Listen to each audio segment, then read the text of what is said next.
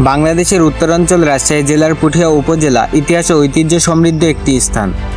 এখানে দাঁড়িয়ে আছে পুঠিয়া হাওয়াখানা, যা মোগল আমলের স্থাপত্যশৈলী বহন করছে। হাওয়াখানা মূলত ছিল একটি অবকাশ যাপন কেন্দ্র।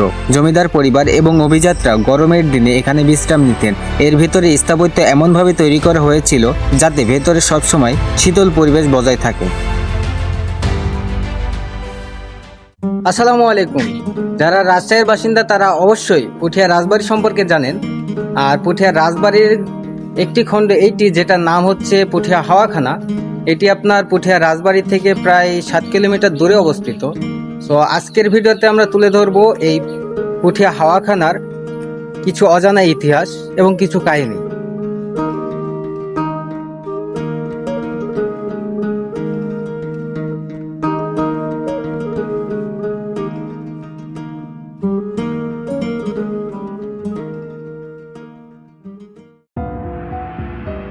দিনে এটি একটি ঐতিহাসিক নিদর্শন।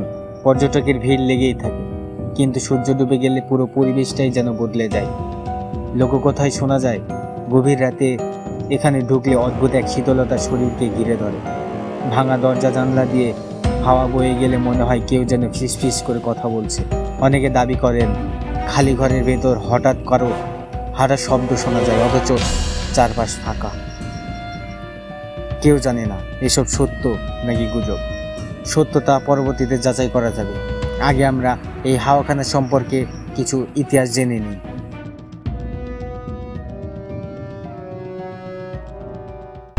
একসময় এই হাওয়াখানার ভেতর দিয়ে প্রবাহিত হতো কৃত্রিম পানির ধারা। পানি প্রবাহ ও স্থাপত্যের বিশেষ গঠন মিলিয়ে তৈরি হতো ঠান্ডা বাতাস, যা ছিল গরমের দিনের স্বস্তির অন্যতম উৎস।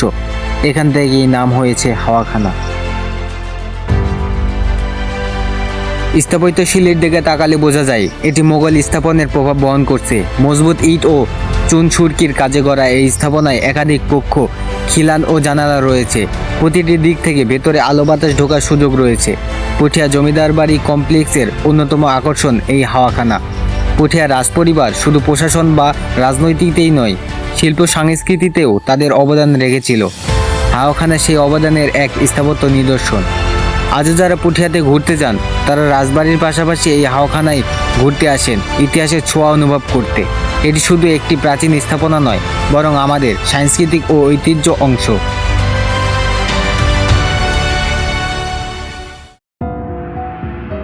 তাহলে এখন জেনে আসা যাক কিছু অজানা ভৌতিক কাহিনী। দিনের বেলায় পর্যটকের ভিড় তো লেগেই থাকে, কিন্তু সূর্য ডুবে গেলে পুরো পরিবেশটাই যেন থমথমে হয়ে যায়। হাওয়াখানার দুই পাশে অবস্থিত দুইটি দিঘি, মাঝ বরাবর চিকন সরু একটা রাস্তা। দিনের বেলায় যতই ভিড় হোক না কেন, রাতের বেলায় সে রাস্তায় যাওয়ার চিন্তা ভাবনাও করে না। লোককথায় শোনা যায়, গভীর রাতে এখানে ঢুকলে অদ্ভুত এক শীতলতা শরীরকে ঘিরে ধরে। ভাঙা দরজা জানলা দিয়ে হাওয়া বয়ে গেলে মনে হয় কেউ যেন ফিস ফিস করে কথা বলছে। অনেকে দাবি করেন খালি ঘরের ভেতর হঠাৎ কারো হাঁটার শব্দ শোনা যায়, অথচ চারপাশ ফাঁকা। আর সবচেয়ে ভয়ঙ্কর গল্পটি হলো, জমিদার পরিবারের এক নারী নাকি হাওয়াখানার ভেতরে অকাল মৃত্যুবরণ করেছেন। রাতে নির্জনে মাঝে মাঝে সাদা পোশাক পরা এক নারীর অবয়ব দেখা যায় বলে অনেকে শপথ করে বলেছেন।